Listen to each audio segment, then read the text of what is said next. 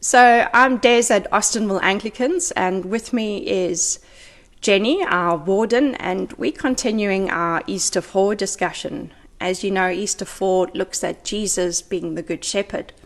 So as soon as I say the word Good Shepherd, I have memories of growing up in South Africa, going to Sunday school and having these beautiful images of Jesus as the Good Shepherd decorating my Sunday school classroom walls. And still today, it evokes in me a sense of safety and wholeness. And I don't really want to let go of that metaphor. In fact, our Sunday school program is built around the whole concept of God being the Good Shepherd who looks after his sheep, who goes in search of his sheep, and then leads them to the feast. We call it the Feast of the Good Shepherd, which becomes for us Holy Communion, World Holy Communion. And so I love this image of God as the Good Shepherd. And so, Jenny, I'm wondering what is your earliest memory, or what are your earliest experiences of Jesus as the Good Shepherd? Well, I guess a lot like yours, because when I think of the churches I was in as a child, they usually had a stained glass window with the Good Shepherd, and when you'd sit there and your mind would be wandering off, you look at the window and everything, and it did evoke in you, and the passage of the gospel would evoke in you that sense of belonging, and that Jesus would take care of you and that you were safe. So there then comes some other real images, because I moved from being a city slicker to rural parts of WA, and as you know, in WA there's a lot of sheep farmers, and I'm not going to say pejorative comments about sheep, but I have an early memory of when I was in my teenage years. Marius and I were together, and as you heard in the sermon, I have this memory of him running across the Graaff-Reinet arid desert land, chasing after a lamb for me to cuddle, and me just being aghast at how dirty and stinky and flea-ridden the thing was. And with that, some experiences I had in WA of being around sheep.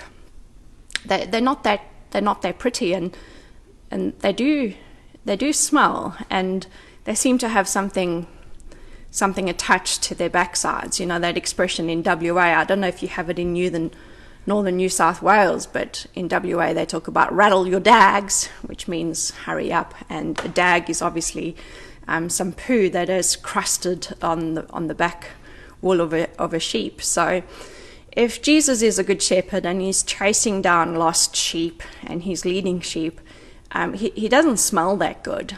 And I think this might have been the experience of the earlier listeners of John's Gospel, because they would have been city folk, and I think there would have been a prejudice against shepherds, least of all because they don't smell that good. But from a Jewish perspective, they are excluded from religious worship.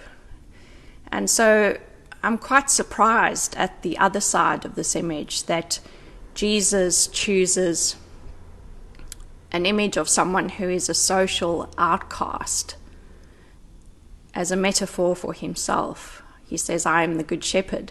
It's really an image of being a social outcast. And I'm rather tentative about drawing a modern day parallel, but that would almost be for me Jesus saying, well, I'm the good used car salesman. You know, from Australian research, car salesmen, along with politicians and clergy, I might add, are some of the least trusted professionals in our society. The most trusted professionals are nurses, least trusted, used car salesmen. So Jesus is the good used car salesman. And so I'm just wondering what the other side of this image does for you. How does that impact, if at all, on your understanding of who Jesus might be for us? Well, I'm not so sure I've thought so profoundly about it as that, and sort of thought of Jesus as the used car salesman. But I've found that over the last 12 months in listening to your sermons that you often talk to us about how Jesus was the one who worked with the underdogs in society, the outcasts and things like that. And I actually never thought of him as this, hanging around with dirty shepherds or anything like that in the past. But I guess, and I don't know that I've ever really thought of shepherds as being dirty, because being brought up in a rural area, although there were no sheep, we worked in an area, my husband and I worked in an area where there were a lot of sheep, and you just got used to it and didn't think about it because it was all part of the environment.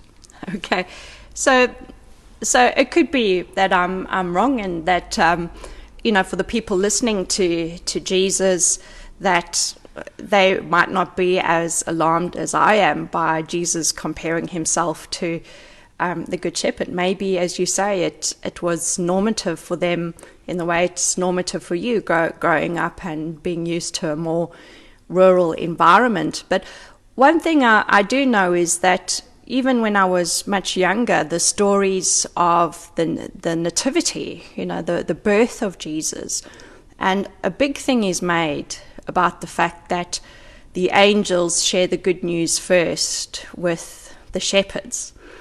Hark the herald angels sing. We often make a point that the first to hear the good news, again, are these social outcasts, the shepherds, and they first to worship God. So, so part of me just wonders if that's not part of the image for Jesus, that he's comparing himself, or maybe even rehabilitating an image. So then again, it speaks to me of inclusivity. So maybe that's the message I'm wanting to hear from this, is a message of inclusivity. So I don't know if you have any thoughts about that.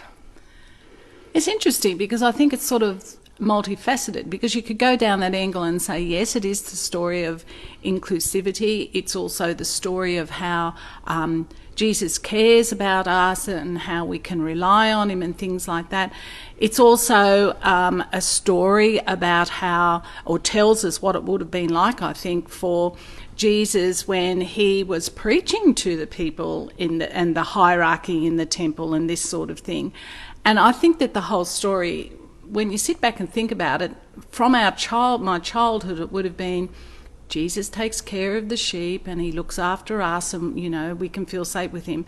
But really it's multifaceted when you think about it.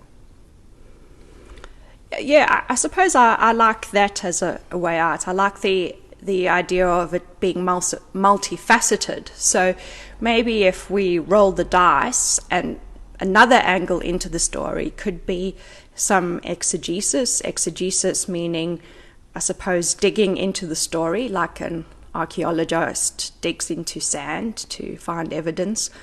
And many people think that a lot of this is based on Ezekiel 34.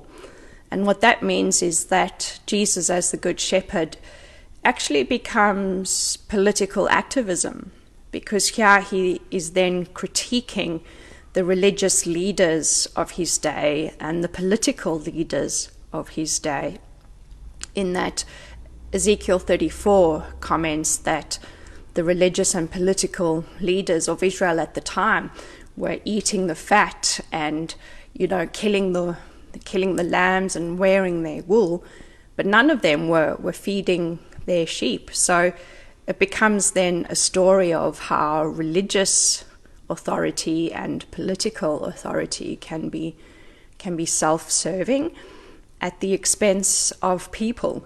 And that becomes quite scary, because we might automatically assume that we are the lost sheep of Israel, but we are a religious institution. And so this text could almost be a warning for us to remember to follow the Good Shepherd and to remember loving service, lest we become like the wolves or the hired hand who are self-seeking in how they use their work. So again, how do you relate if this text is offered as political activism, as a critique of religious and institutional authority?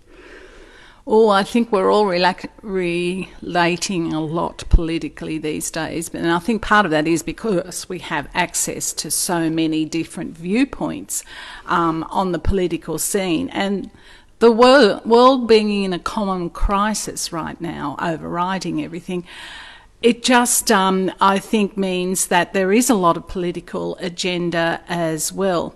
It's interesting that we start talking about Jesus within the context of politics and everything as well, because I think as you delve more and more into the scriptures and that sort of thing, you see a lot of the political element, which as a child and that sort of thing, or even well into adulthood, in the traditional churches wasn't emphasised, that political aspect. And I think it's very interesting that you would say that. And I think that for me personally, what I cling to is that Jesus is the Good Shepherd, that he knows me and I know him. And throughout all of the things and all the different stories that come to you from everywhere, that if you cling to that, it will be okay. That might be a good way to bring our conversation to a pause before we continue our conversation tonight. So if I've heard what we've had to say correctly, it seems like we're approaching this through a multifaceted perspective, almost like some glasses that people wear, multifocals. So if you look at the top, maybe it's Jesus, the Good Shepherd from our Sunday school, which is worth hanging on to. Psalm 23 justifies that experience of spirituality.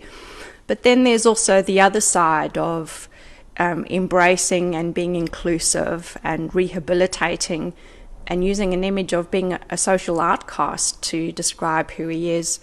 And I think the third facet that we spoke briefly about is this being a critique of institutions who are self-serving compared to almost like the hired hand and the wolves even. So I think that's a rich conversation, and I wonder how many angles our set of multifocals can look through tonight as we continue our conversation. So thank you for being brave and for entering into this space with me. We talk later.